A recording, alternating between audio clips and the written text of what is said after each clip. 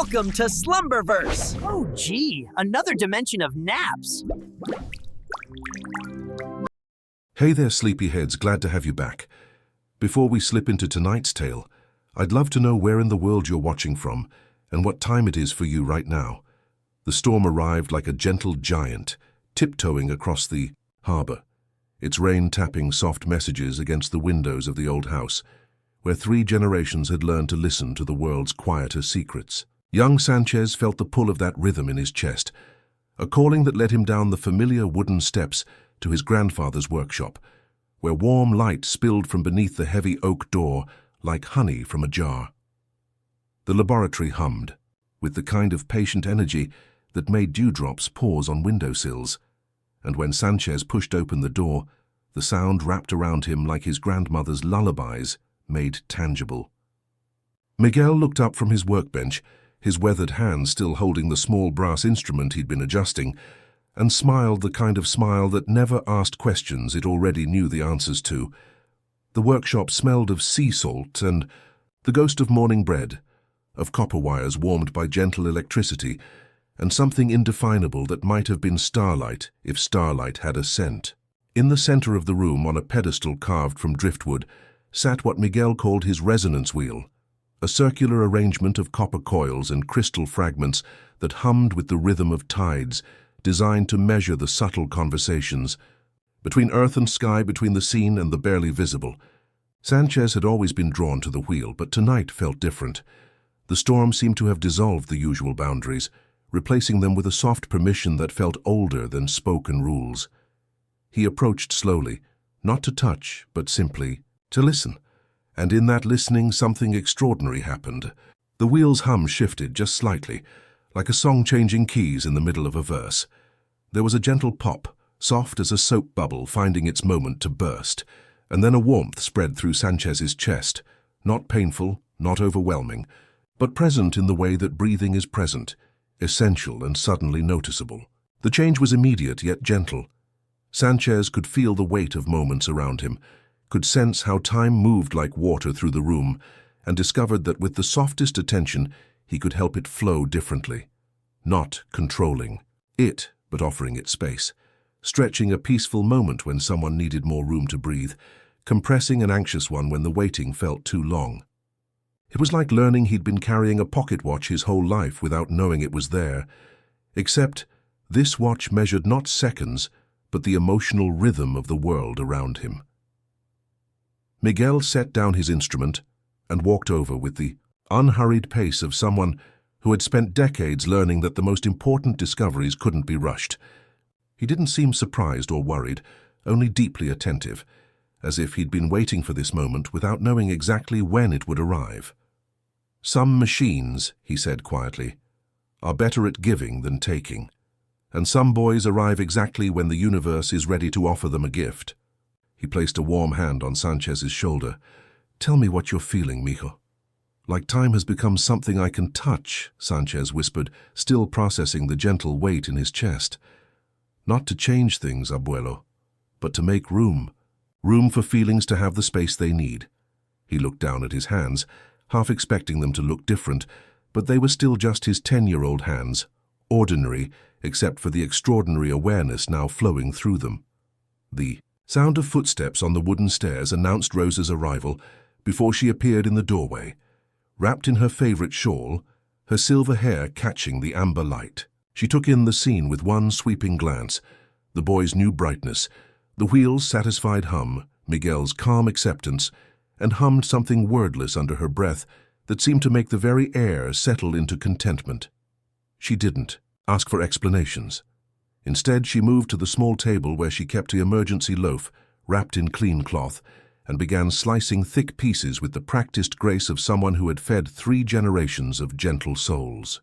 "Every gift," she said, spreading butter on the warm bread with movements that were themselves a kind of prayer, "comes with love folded inside it. The trick is learning to unwrap it carefully, without tearing what matters most."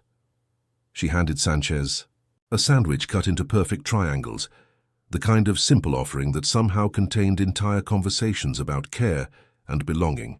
"Eat, mi amor. Big changes make big hungers." They spent the rest of the evening learning together, not through dramatic experiments but through the gentle practice of attention. Sanchez discovered he could help the old wall clock find a more peaceful rhythm, could offer the moths at the window a softer moment to find their way to darkness and rest. When the phone rang with a neighbor's worried call about the storm, he found he could create space in the conversation for truth to arrive without rushing, for comfort to settle where it was needed most. As the storm gentled into whispered rain, and the workshop settled into its nighttime drowse, Miguel and Rosa walked Sanchez up to his small room under the eaves.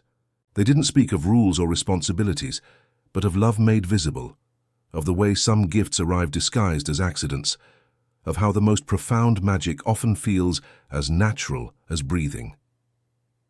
Through his window, Sanchez could see the lighthouse, beam sweeping its patient circle across the harbor, steady as a heartbeat, and he felt his new awareness settling around him like a favorite blanket, warm and protective, and infinitely patient. He dreamed that night of sandwiches served to strangers who didn't know how hungry they were for kindness, of moments stretched wide enough to hold both sorrow and joy, of a world where time moved not like a river rushing towards some distant sea, but like bread rising in a warm kitchen, taking exactly as long as it needed to become what it was meant to be.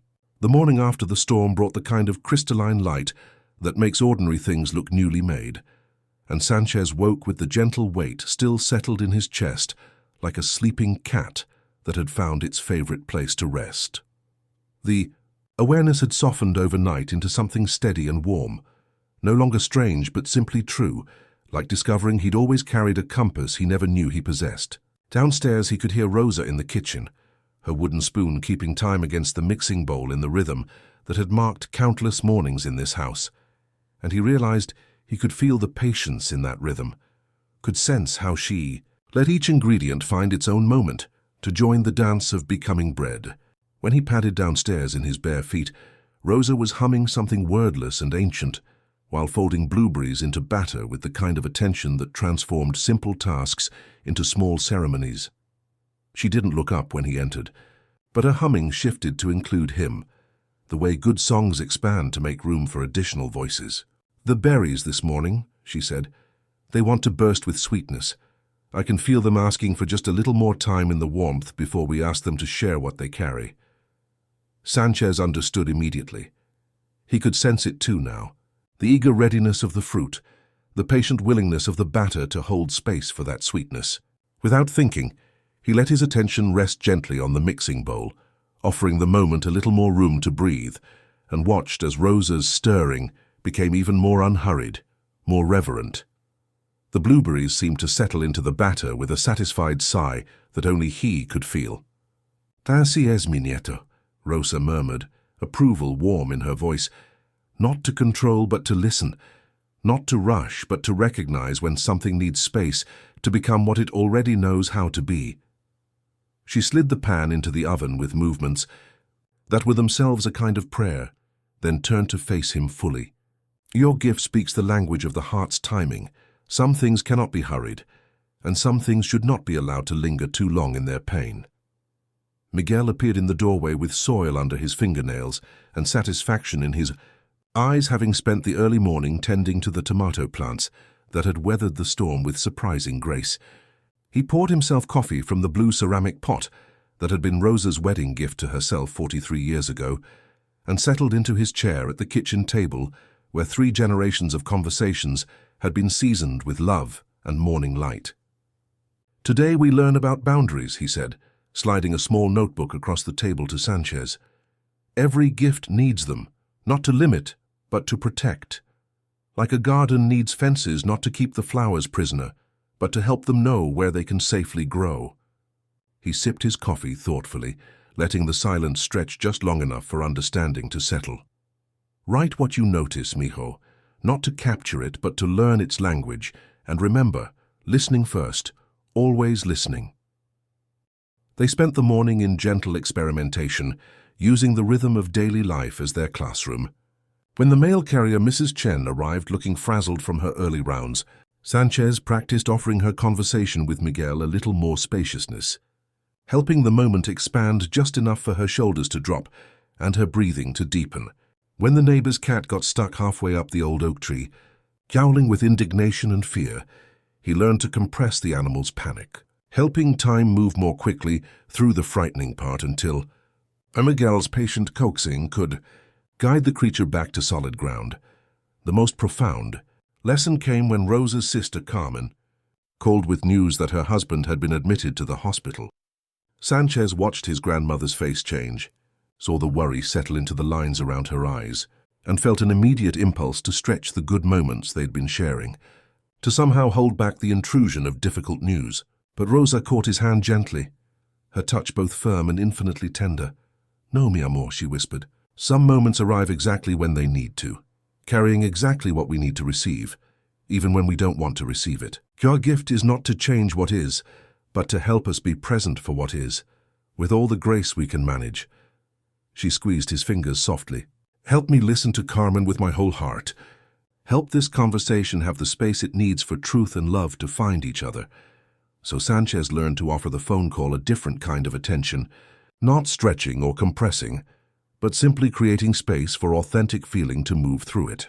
He felt Carmen's fear transform into something more manageable when it had room to breathe, felt Rosa's love reach across the distance with greater clarity when the moment wasn't rushed or forced. When Rosa hung up the phone, her eyes were bright with tears but also with a kind of peaceful determination that hadn't been there before. "We'll make soup," she announced, moving toward the pantry with renewed purpose. The kind that travels well and tastes like someone cares about your healing. As they worked together, chopping vegetables and measuring broth, Sanchez discovered that his gift had layers he was only beginning to understand. He could feel the difference between time that needed to slow down and time that needed to deepen, between moments that required patience and moments that called for presence. That evening, as they prepared for bed, Rosa taught Sanchez a lullaby her own grandmother had sung to her, about time flowing like honey through the fingers of those who knew how to hold it gently. Her voice carried the melody through the old house like a blessing, and Sanchez felt his gift settling deeper into his bones, becoming not something he carried but something he was, woven into the fabric of who he was becoming with each breath, each heartbeat, each moment of learning to love the world with perfect timing. In his notebook that night, he wrote simple words. Today the berries waited, fear found space to breathe, love traveled across distance. He was learning the grammar of moments, and somewhere in his chest, the gentle weight pulsed steady as a lighthouse beam, patient as bread rising in a warm kitchen, sure of what it would become when it was ready. The soup reached Carmen's hands, while the morning light still held the gentleness of dawn, and in the days that followed, something quietly remarkable began to happen. Word traveled through their small harbor town, not like gossip, but like the scent of bread carried on a warm breeze. Neighbors appeared at Rosa's door asking not just for recipes, but for the particular comfort they couldn't quite name, but knew lived in her kitchen. Mrs. Chen lingered after delivering mail, hoping for a cup of coffee that somehow lasted exactly as long as she needed it to. The fishermen's wives stopped by with questions about preserving, but stayed for conversations that felt spacious enough to hold both worry and hope. Miguel noticed first, the way he always noticed things that mattered before anyone thought to look for them. "People are hungry for more than food," he said one evening as they watched neighbors gather naturally in their kitchen, drawn by some invisible current of belonging. "They're hungry for time that moves like a friend, not like a stranger in a hurry." He gestured toward the empty storefront near the harbor, the one with windows wide enough to welcome morning light and the constant, patient presence of the sea. "That place has been waiting for the right kind of nourishment." Rosa walked through the vacant space the next afternoon with the careful attention she usually reserved for testing bread dough, her hands trailing along surfaces, her eyes measuring not square footage but potential for connection. The building still held echoes of its previous life as Mrs. Martinelli's neighborhood gathering place, and she could feel how the walls had absorbed decades of conversations, laughter, and the particular contentment that comes from being fed by someone who understands that nourishment has many forms. "Bread and Harbor," she said finally, the name settling into the afternoon light with the satisfaction of a key finding its lock. "Simple things made with complicated love." She turned to Sanchez, who was standing near the large front window, his awareness picking up the emotional currents that flowed past on the sidewalk. The hurried anxiety of people running errands, the gentle loneliness of those who had nowhere particular to be, the quiet hope of neighbors who still believed in the possibility of unexpected kindness. The transformation happened with the same patient attention Rosa brought to rising dough. Miguel installed shelves and repaired the old espresso machine with focused care, understanding that tools used for nurturing required their own form of reverence. Rosa painted the walls the color of morning light on calm water, and beneath the main counter, Sanchez tucked a small fragment of copper from his grandfather's resonance wheel, not to do anything dramatic, but simply to remember where his gift had begun. On their first morning, the town arrived without fanfare. The fishermen came early, asking for sandwiches that could be eaten with one hand while their thoughts remained on tides and weather. Sanchez discovered that his gift had a natural affinity for the rhythms of a cafe, could sense when someone needed their coffee ritual to unfold unhurried, when a customer lingering over an empty cup was gathering courage for something difficult waiting at home. The breakthrough came when Mrs. Patterson, the retired librarian who lived alone with her memories, ordered her usual turkey on wheat, but carried something fragile in her shoulders. As Sanchez prepared her sandwich, he let his attention rest gently on the moment, offering it just enough expansion for whatever needed to surface to find its way safely into the light. She took her first bite, and something in her face shifted, not dramatically, but with the quiet relief of someone who had been holding their breath and finally remembered how to exhale. "My Harold would have been 78 today," she said quietly, the words arriving as if they had been waiting all morning for the right moment to be spoken. Rosa settled beside her with the natural grace of someone who understood that some invitations didn't need words, and the conversation that followed filled the cafe with warmth that came not from heating systems, but from hearts that had learned to hold space for both sorrow and sweetness. Sanchez learned to read the emotional weather of his community through the rhythms of the cafe.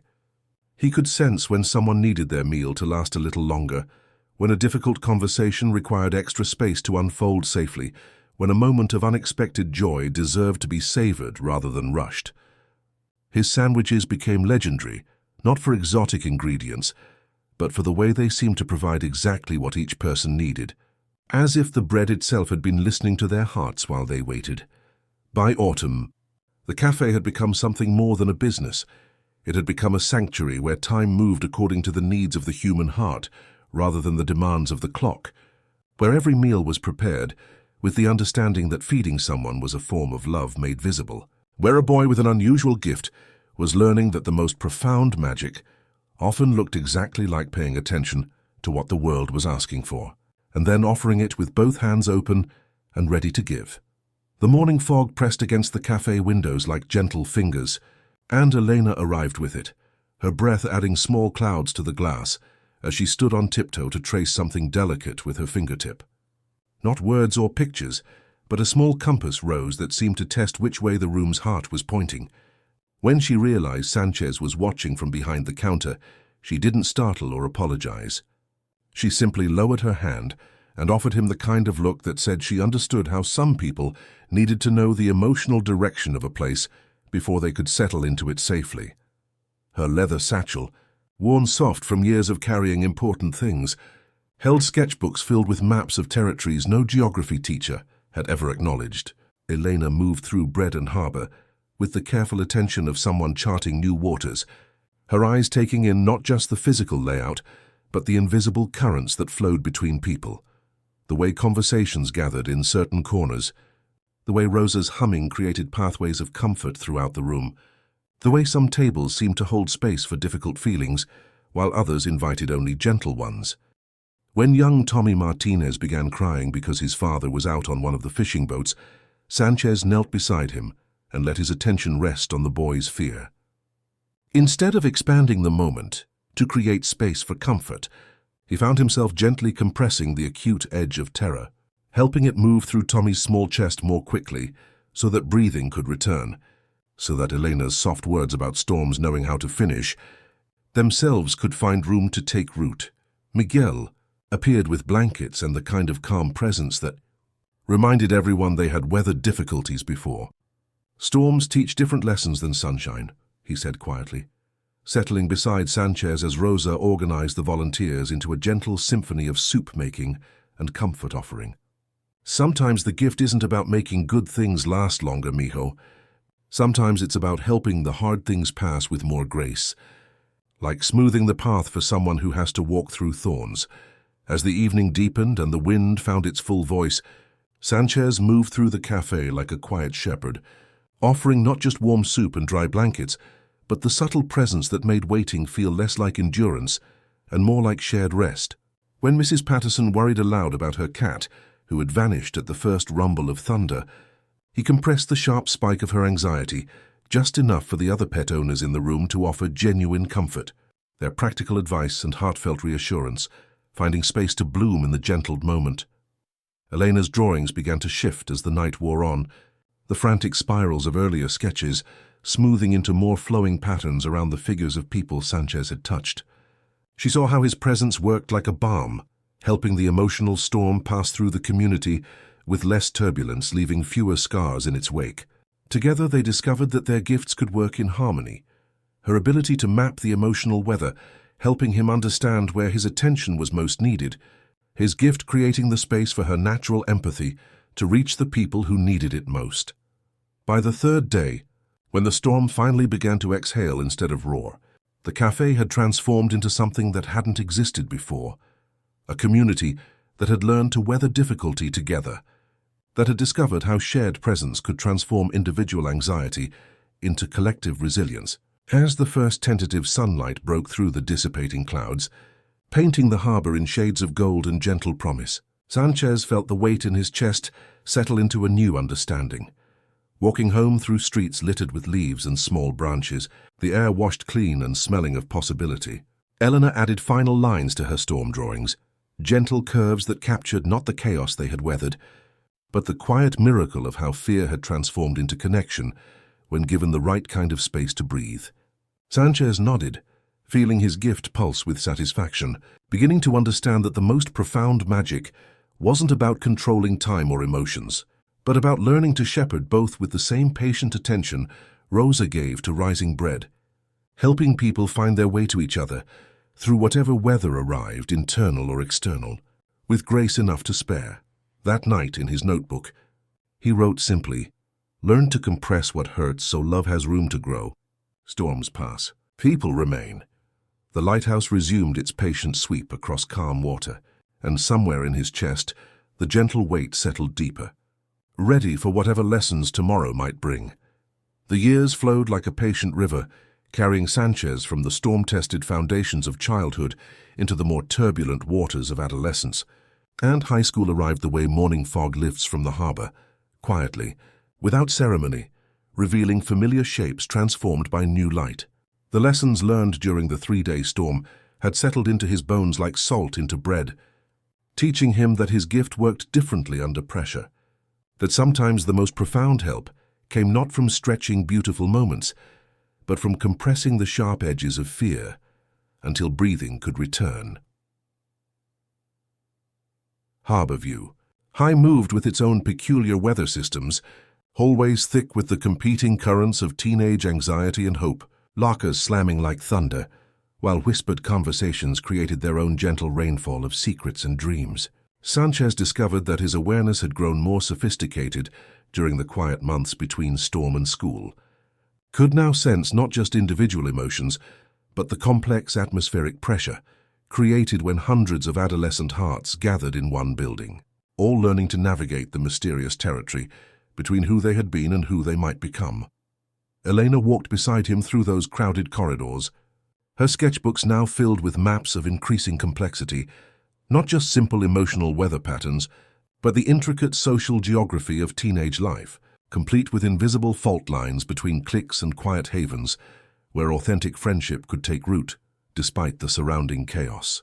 Her ability to read the feeling currents had refined itself into something approaching artistry, and together they moved through their high school years like quiet navigators, offering their unusual forms of attention without drawing the kind of notice that would complicate lives already thick with the ordinary difficulties of growing up. His locker became an unofficial sanctuary, Though he couldn't quite explain why students lingered nearby without apparent purpose, drawn by something they couldn't name, the way conversations near him seemed to have more room to breathe. The way difficult moments felt less overwhelming when he was present. Sanchez learned to modulate his gift carefully in these crowded spaces, offering just enough temporal expansion for someone to find their words without creating obvious strangeness, just enough compression of anxiety to help a friend's panic pass more gently. The breakthrough came when he found Jonah from chemistry class sitting on the stairwell after school, his hands shaking with the particular tremor that comes from holding back tears that feel too dangerous to shed. Instead of offering empty comfort, Sanchez settled beside him and let his attention rest on the sharp spike of Jonah's fear, compressing it just enough for words to find their way through. "My mom's back at the clinic," Jonah said finally, the words echoing in the concrete space like stones dropped into still water. "They always say it's manageable." Elena appeared as if her emotional maps had led her naturally to this waypoint, placing a small sketch between them. 3 simple lines capturing shore, wave, and lighthouse. Not instructions, just orientation. They sat together while the building emptied around them, and Sanchez felt the profound satisfaction of his gift, working not to fix anything, but to create space for authentic feeling, to move through someone more gently, leaving fewer scars in its wake. But high school also taught him about limits. There were afternoons when he tried to hold too many moments at once, stretching himself thin like dough worked past tenderness, coming home with a fatigue that sleep couldn't immediately smooth. Rosa recognized the signs before he named them, setting soup before him while humming the kind of wordless melody that seemed to restore what had been depleted. "Some time is not yours to carry, mi amor," she said, tapping 2 fingers lightly over his heart. "You are a door, not a warehouse. Let what must pass, pass." Miguel added his steady wisdom in the quiet way that made it sink deeper. "Even lighthouses have keepers, mijo. The light serves others, but someone must tend the light." Sanchez began to build boundaries that felt like well-placed fences rather than walls, learning to let moments move through him, instead of trying to hold them all, trusting that some truths needed to arrive in their own time to be properly heard. The application felt less like filling out forms and more like setting an intention in a language the world could answer. Elena helped him craft words that captured not miracles, but presence, stories about Rosa's kitchen, about the children's ward, where time and tenderness shared the same chair, about learning that healing happened in the spaces between heartbeats. When the acceptance letter arrived, Rosa kissed his forehead, and Miguel pressed a small copper disc into his palm, shaved long ago from the resonance wheel. "For remembering where your listening began," he said quietly. The university moved with contemplative rhythms that matched his gift's natural frequency. In Dr. Reyes's class on therapeutic presence, Sanchez discovered that his ability to sense when moments needed expansion or compression translated beautifully into formal training. During practice sessions, he could feel when a fellow student needed more time to find their words, when difficult emotions required extra space to surface safely, when anxiety was moving too quickly through someone's system and needed gentle compression to become manageable. "You have an unusual relationship with pacing," Dr. Reyes observed after a particularly profound group discussion. "Most beginning students try to rush toward solutions, but you seem to understand that healing happens in the quality of presence we offer, when someone is finding their way back to themselves." The breakthrough came during his practicum at the Community Counseling Center, working with Maria, a student whose panic attacks made time feel like an enemy racing ahead of her ability to cope.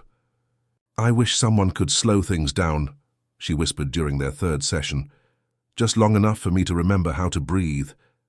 Sanchez felt his gift stir with deep recognition.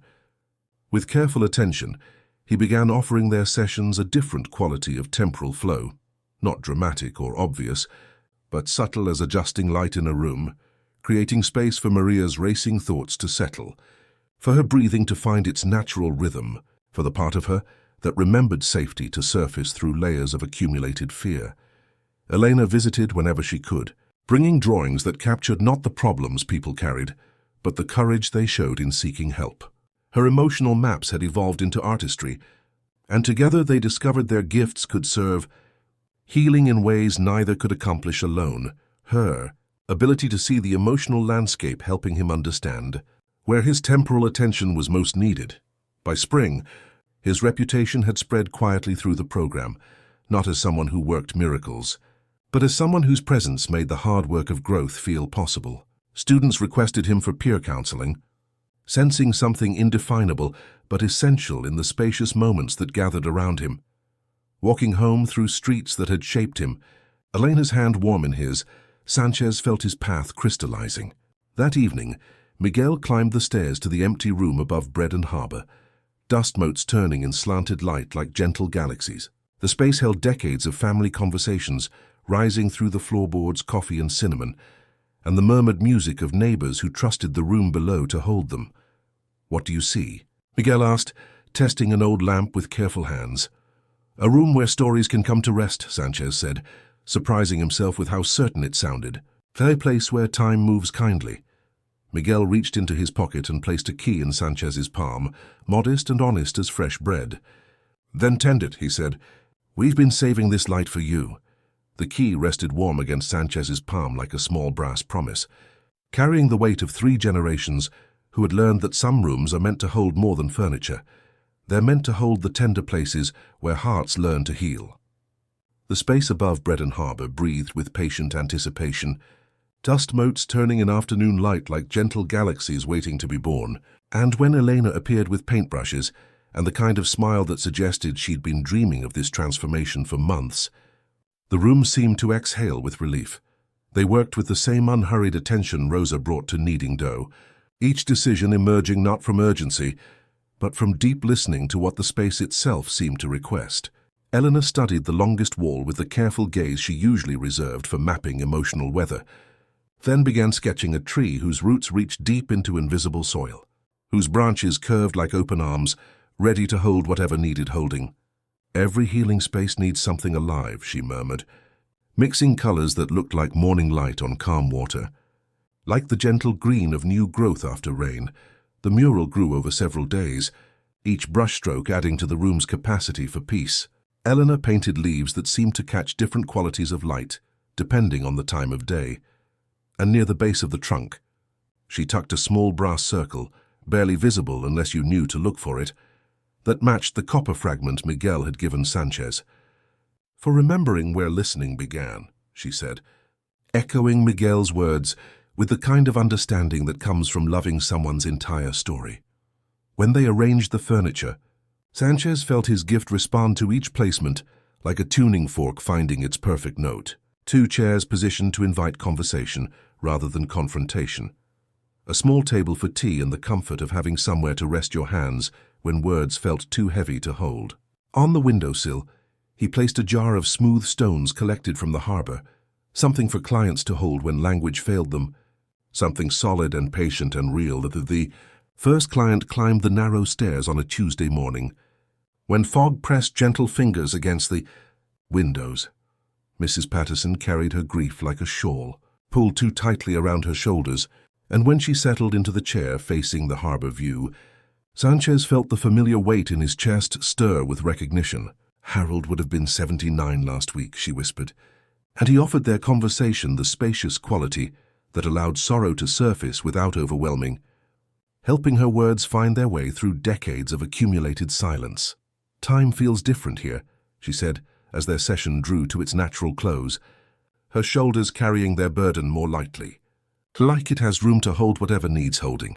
Word traveled through their harbor town, not through advertisement, but through the quiet satisfaction of people who had found a place where their stories could unfold at their own pace, where healing happened not through force but through patient witnessing. The breakthrough came with James, a veteran whose nights were haunted by memories that moved too fast for his heart to process. In the gentle space above the cafe, Sanchez discovered he could help time move differently around trauma, not changing what had happened, but creating space for the memories to surface more gently, allowing healing to happen at a pace that didn't re-traumatize.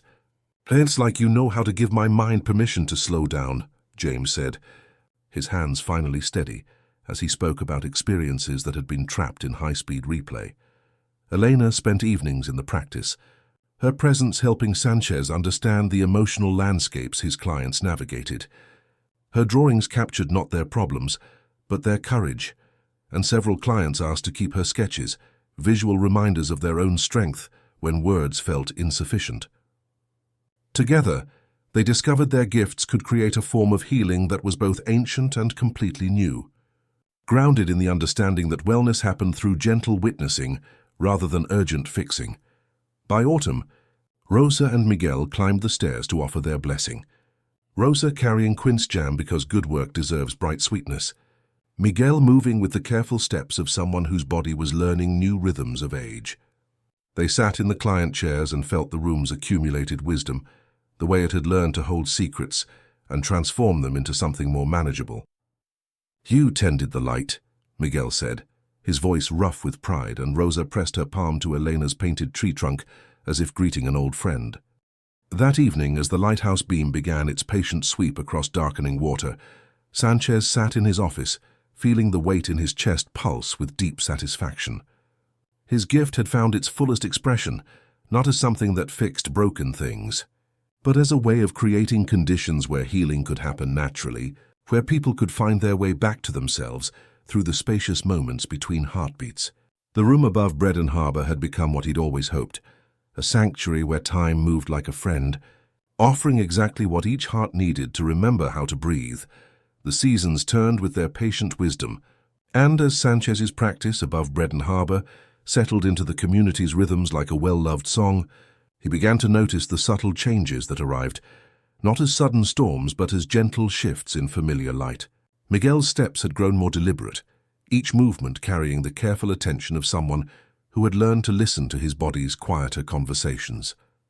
Rosa's hands, which had shaped countless loaves with effortless grace, now paused occasionally between tasks, seeking brief moments of rest that she accepted with the wisdom of someone who understood that receiving care was also a form of love. The first morning, Miguel didn't appear in his workshop. Sanchez found him in the garden, sitting among the tomato plants with the patient stillness of someone listening to conversations only Earth could speak. "The soil tells you stories when you've walked on it long enough," Miguel said, his weathered hands resting on ground that had absorbed decades of his careful attention. "About seasons you won't see, about seeds other people will plant." His smile carried the particular contentment of someone who had learned to find peace in transformation rather than resistance. Rosa's changes revealed themselves through her bread, which began carrying messages she couldn't quite speak aloud. Her loaves grew more tender, as if she were kneading extra love into each batch, and she started teaching Elena recipes with the focused intensity of someone passing down entire languages of care. "Bread remembers the hands that made it," she said, guiding Elena through the ancient rhythm of shaping dough. "Long after we're gone, people will taste our attention in every bite." Sanchez felt his gift responding differently to his grandparents' gentle aging, learning to offer time not as something to be stretched or compressed, but as something to be honored in whatever form it chose to take. When Miguel's memory occasionally wandered, instead of trying to stretch the clear moments, Sanchez learned to sit in whatever space his grandfather inhabited, offering presence that didn't require perfection. When Rosa's afternoon rests grew longer, he found ways to compress her worry about being a burden, helping her sleep carry the satisfaction of someone who had earned every moment of peace. The profound lesson came during one of their evening conversations, when Miguel looked out at the harbor with the distant gaze of someone reading invisible maps. "Sometimes it feels like moments slip through my fingers like sand," he mused. "Good ones, important ones. Hard to hold them, even when you try." Sanchez placed a gentle hand on his grandfather's arm. "Some moments are like sand, abuelo, but others are like stones that stay with you. And some are like bread. They rise and expand, and if you pay attention, they nourish you long after they're gone." He let his awareness settle on Miguel's words, offering the moment gentle expansion so truth could arrive without urgency. Elena appeared with tea that steamed like small prayers, settling beside them with the natural grace of someone who understood that some conversations required three hearts to hold them properly. Her emotional maps had taught her to recognize the weather patterns that gathered around transitions, and she could see how Miguel's acceptance created space for everyone else to find their own way of loving what was changing. The community responded with instinctive care, bringing soup seasoned with stories, sitting with Rosa while she taught them songs her grandmother had hummed, learning from Miguel how to listen to what machines needed, rather than forcing them to comply. Sanchez watched his neighbors discover what he had always known, that his grandparents had been teaching the whole town how to love more skillfully. Miguel's clearest wisdom came on a morning when the lighthouse beam was just fading into dawn, and he called Sanchez to sit beside him in the workshop that still hummed with decades of gentle tinkering. "Your gift was never about controlling time, mijo," he said, his voice carrying unexpected clarity. "It was about learning to love so completely that every moment becomes spacious enough to hold whatever needs holding. You're not a keeper of time, you're a keeper of thresholds." He pressed something into Sanchez's palm, a simple wooden button worn smooth by years of being carried. "From your grandmother's first dress," he said quietly. "She wanted you to remember that the most beautiful things are made stronger by being held gently, for a long time by people who understand their value." That evening, as Eleanor painted Miguel's hands, teaching hers to shape bread, Sanchez felt the weight in his chest pulse with deep understanding. His grandparents were not leaving but transforming, becoming part of the foundation that would support whatever came next. Their love woven so thoroughly into the fabric of his life that it could never truly be lost, only discovered in new forms. The wooden button rested warm in Sanchez's palm, like a small compass pointing toward love's next destination. And when Elena appeared in Rosa's kitchen that morning, with flour dusting her dark hair and wonder lighting her eyes from within, he felt the familiar weight in his chest respond with recognition deeper than thought. She had risen early to practice the bread recipe Rosa had been teaching her, she explained, her hands moving instinctively to rest on her still flat belly. But something in the rhythm of kneading had whispered secrets her body understood before her mind could catch up. "I think we're going to need a smaller loaf pan," she said softly, her smile carrying the particular radiance of someone who had just discovered she was entrusted with growing a universe inside her ribs. Sanchez felt his gift stir with immediate profound awareness, not just to Elena's news, but to the presence already beginning to make itself known, small as a seed but already carrying its own quality of time, its own gentle rhythm that didn't match the outside world's urgency. Rosa appeared as if summoned by some ancient grandmother radar, taking one look at Elena's glowing confusion and immediately beginning to hum the lullaby her own grandmother had sung to her, a melody that seemed to carry its own temporal magic. "Babies choose their families before they choose their bodies," she said, stirring soup with the patient rhythm that had marked countless family transitions. "This one has been listening to love songs for months, waiting for parents who understand that the most precious things grow best when tended, with hands that know how to be gentle with time." Miguel emerged from his workshop with sawdust in his hair and satisfaction in his weathered hands, as if he had been preparing for this moment without knowing exactly when it would arrive. "I've been saving a piece of driftwood," he said quietly, "shaped like it was meant to hold something small and perfect. Guess it's time to see what it wants to become." The pregnancy unfolded with the same patient attention Rosa brought to rising dough, slowly, with reverence, requiring both tenderness and trust. Sanchez discovered his gift had evolved again, could sense the tiny life developing its own relationship with time inside Elena's womb. During her morning sickness, he learned to compress the waves of nausea just enough for her to find breathing space between them.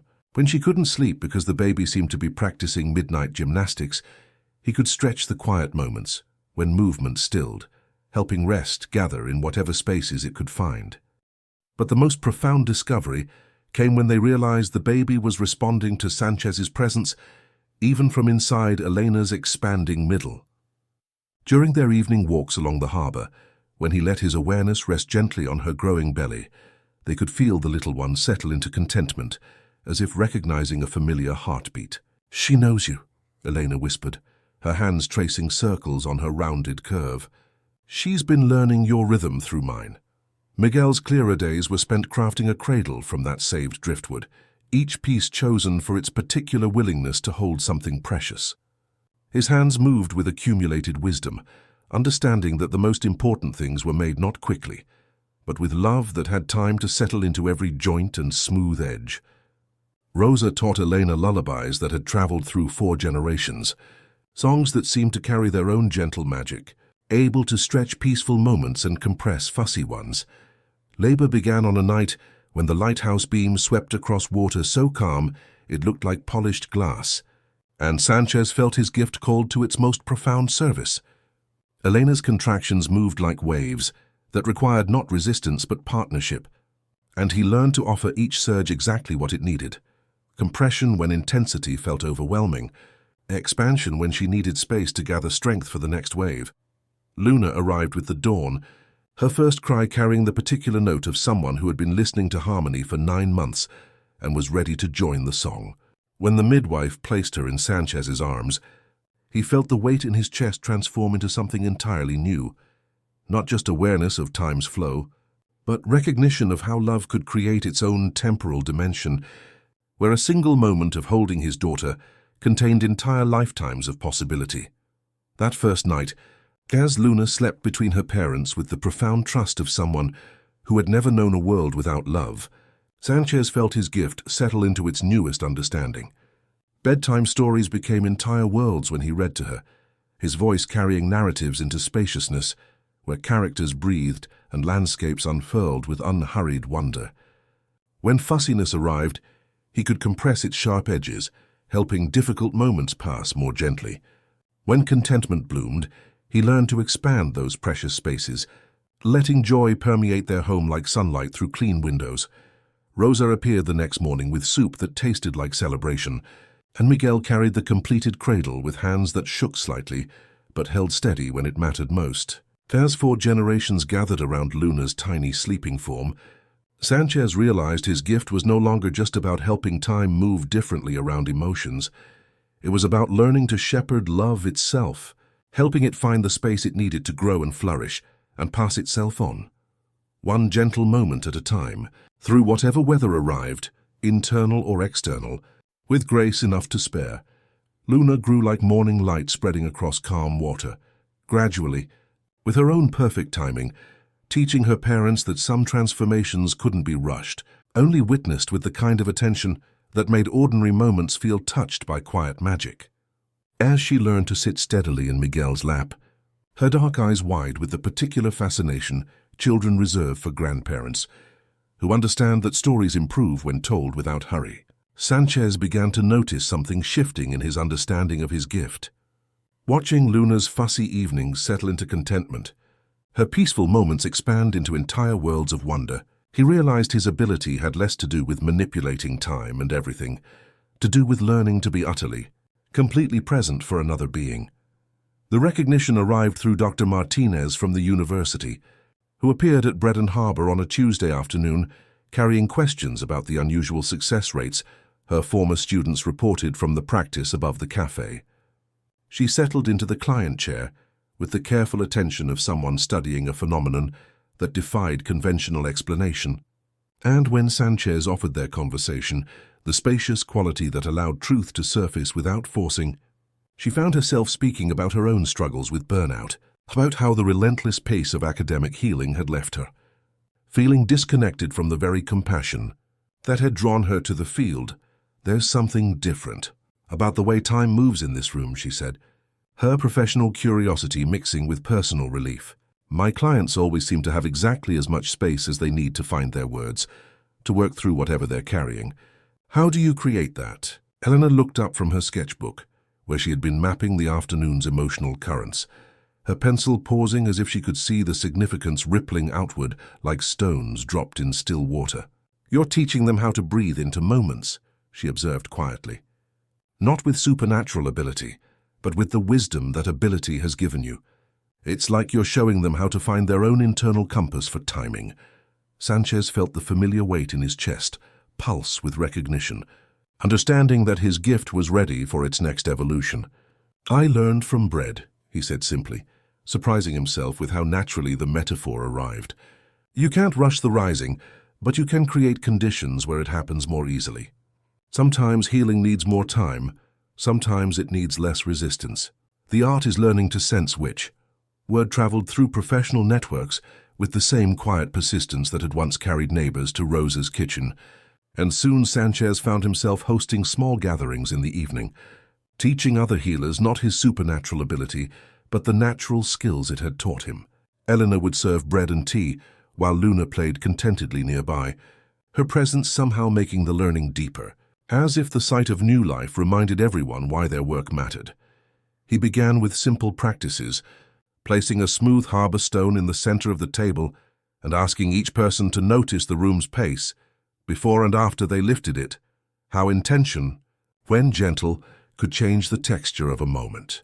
Presence is the first medicine, he would say. Watching therapists and social workers and nurses discover how much healing happened in the quality of attention they offered, rather than the techniques they employed. When someone feels truly witnessed, their own healing wisdom has space to surface. The breakthrough came with Sophia, a young intern who struggled with her own impatience, a common affliction among those eager to help. "I feel like I need to fix everything right away," she confessed, after a particularly challenging session. "I want to rush them to feel better." Sanchez nodded, remembering his own early frustrations. "Imagine you are making bread, Sophia," he said, drawing on Rosa's wisdom. "You can't force the yeast to rise faster. You can only give it the right conditions, warmth, quiet, and the knowledge that it already knows what to do." He showed her how to use her own breath as an anchor, how to slow her internal rhythm to match the client's, how to offer that steady, unhurried presence that created space for authentic healing to unfold. As the circles continued, Sanchez watched his understanding crystallize into teachable principles. He drafted simple notes for participants, not formulas but touchstones to carry like keepsakes. Wait, attend, reflect, make room.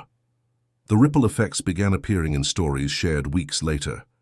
Priya describing how a teenage client's anger folded like a tent at dusk when she simply waited with him, creating space for grief to surface more gently. Mr. Lee, a music teacher, sharing how he changed the rhythm of rehearsals for a student choking on stage fright. Slowing the count in until the boys' hands remembered. They knew the E. Song Tyne, Elena's drawings captured the expanding circles of influence, sketches.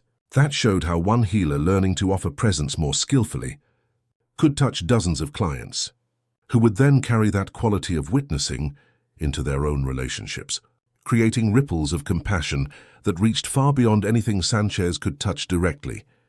She added small stars around the base of her painted tree, each one honoring a story someone had brought to the circle, a delicate constellation of courage where tired feet could find light. Miguel began joining the circles once a month, his steps measured, but his eyes still bright with the inventor's curiosity that had read the world's quieter circuits for decades. "Machines and people share this," he said one evening, speaking to a group that included a bus driver, a barista, and a high school counselor. "If you force a mechanism that wants calibration, it breaks. If you calibrate with patience, it hums." The room hummed with recognition. As winter settled over their harbor town with its crystalline light that made ordinary moments feel touched by eternity, Sanchez realized his gift had found its fullest expression, not as something that fixed broken things, but as a way of teaching others to create conditions where healing could happen naturally, where the ancient wisdom of presence could be passed from heart to heart, like Rosa's bread recipes, sustaining communities long after any individual teacher had moved on to whatever came next. In his notebook that night, he wrote simply, "The gift was never mine to keep. It was mine to share." The teaching circles had woven themselves into the harbor town's rhythm like evening tides, and as spring arrived with its gentle insistence on renewal, Miguel's movements began carrying the particular luminosity of someone reading the final chapters of a beloved book. His workshop visits had transformed into quiet meditations, hands resting on tools that had served decades of patient creation, listening to conversations between copper and crystal that only he seemed able to hear. The resonance wheel hummed its ancient song, and Miguel would sit beside it with the contentment of someone whose work was approaching its natural completion. The morning came wrapped in pearl-gray mist that made the harbor look like a watercolor painting still drying, and when Sanchez found Miguel in his workshop chair, hands folded peacefully around the small wooden bird he'd been carving, he felt his gift respond not with alarm, but with profound recognition. This was what his ability had always been preparing him for, not to prevent the natural flow of life, but to help love find the space it needed to honor each transition with grace. Miguel looked as if he were listening to something beautiful that only he could hear, his face carrying the serene expression of someone who had finished exactly what he came to do. The workshop held decades of gentle conversations in its rafters, and morning light fell through dust motes that turned like slow dancers, blessing the quiet scene with the kind of reverence that arrives without invitation when something sacred has occurred. Elena appeared with Luna balanced on her hip, their daughter's presence somehow making the moment more complete rather than inappropriate, as if Miguel had been waiting for all 3 generations to witness his peaceful passage into whatever came next. Rosa emerged from the kitchen with the steady steps of someone who had been preparing for this conversation through 43 years of morning coffee and evening prayers, her hands carrying the particular stillness that comes from accepting what cannot be changed while holding fast to what cannot be lost. Abuelo looks peaceful. Luna observed with the matter-of-fact wisdom that children carry before the world teaches them to fear endings, and Sanchez felt his heart crack open with the recognition that she was absolutely right. Miguel had simply stepped from one room into another, leaving behind only love and the gentle echo of tools that remembered his touch. The grief came in waves, as grief always does, and Sanchez found his gift called to its most tender service. He couldn't stop the pain of loss, but he could create spacious moments around their sorrow, compressing the sharp edges that threatened to overwhelm while stretching the spaces where gratitude could surface, alongside tears. Rosa's memories of their first dance needed room to breathe. Elena's gratitude for Miguel's blessing on their love required gentle expansion. Luna's innocent questions deserved answers that arrived without hurry. The community gathered at Bread and Harbor with the same instinctive care that had brought them during storms, carrying soup and stories, practical help and the privilege of witnessing a family's grief held by something larger than individual sorrow. Mrs. Chen brought almond cookies that Miguel had always praised. The fishermen shared tales of equipment repaired with such attention that it seemed to understand the difference between fixing and healing. As evening painted the harbor in shades of amber and rose, Rosa pressed something into Sanchez's hands, Miguel's original notebook from the resonance wheel experiments, pages filled with careful observations about the relationship between attention and time, between presence and healing. On the final page, in Miguel's precise script, were words that felt like a blessing passed from one lighthouse keeper to the next. The gift was never about controlling time, mijo. It was about learning to love so completely that every moment becomes spacious enough to hold whatever needs holding. Tend the light. That night, as Luna slept peacefully in the cradle Miguel had carved from driftwood, chosen for its willingness to hold something precious, Sanchez sat with Elena by the window, where the lighthouse beam swept its patient circle, across water that reflected stars like scattered promises. He felt his understanding crystallize into its final form. His gift had been a teacher, showing him through supernatural means what was actually available to anyone willing to learn the natural arts of presence. Patience and profound attention to what each moment was asking for. In the margin of Miguel's notebook, he wrote simply, "Received, understood, ready to tend the light." The resonance wheel continued its gentle humming in the empty workshop. Somewhere in the space between one lighthouse sweep and the next, Sanchez felt Miguel's love settling deeper into the foundation of everything he would build from this moment forward, understanding finally that death was not the opposite of his gift, but its completion. The final lesson in learning to let time flow exactly as it needed to, holding space for transformation without grasping, offering presence without trying to control outcomes. The wooden button rested warm in his palm, like a compass pointing toward love's next destination, and the harbor whispered its ancient promise that some connections were so strong they simply stretched into forever. The years flowed like honey through Elena's patient hands, and as morning light painted the harbor in familiar shades of gold and gentle promise, Sanchez found himself sitting in the corner booth at Bread and Harbor, where important conversations had always gathered. Watching Luna serve sandwiches with the same intuitive kindness Rosa had once offered to neighbors who didn't know how hungry they were for connection. The cafe had grown into something larger than any single room could contain, a sanctuary where time moved according to the needs of the human heart, where the scent of fresh bread mingled with jasmine Elena had planted by the entrance, creating an atmosphere that made hurried souls remember how to breathe. Luna moved through the morning rush with her own gentle awareness, her dark hair catching light as she offered coffee that somehow lasted exactly as long as each person needed it to. Pausing when someone required an extra moment to find their words, she had inherited not Sanchez's supernatural gift, but something more valuable, the accumulated wisdom of a family that had learned to tend light in whatever form it chose to appear, understanding that nourishment had many forms, and the most profound often arrived disguised as simple attention. The practice above the cafe had evolved into a network of healers who carried the teachings into their own communities, creating ripples of compassion that reached places Sanchez would never see but could feel, in the gentle expansion of kindness that seemed to be spreading like morning light across distant waters. Elena's painted tree had grown new branches over the years, each one representing someone who had learned to offer presence as medicine, who understood that healing happened not through force, but through creating conditions where transformation could unfold naturally. Rosa had passed the previous spring, slipping into sleep one afternoon and moving through it like a tide going out, leaving behind recipe cards softened by decades of use and a legacy that lived in every loaf Luna shaped with reverent attention. The community had responded by creating Rosa Hour between lunch and sunset, when the cafe lights were dimmed and people were encouraged to linger, to share the comfort foods they had learned from her, to say what needed saying in the spacious moments she had taught them to recognize and honor. The profound recognition came on a morning when the lighthouse beam was just fading into dawn, and Luna appeared with acceptance letter in hand, her decision to enter the counseling program carrying the clarity of someone who had been watching love work for 20 years and was ready to offer her own version of the same service. "I want to learn how to sit with people the way you do, Papa," she said, her words carrying forward gifts that had been passed like heirloom recipes through generations of hearts that understood how love worked best when seasoned with attention.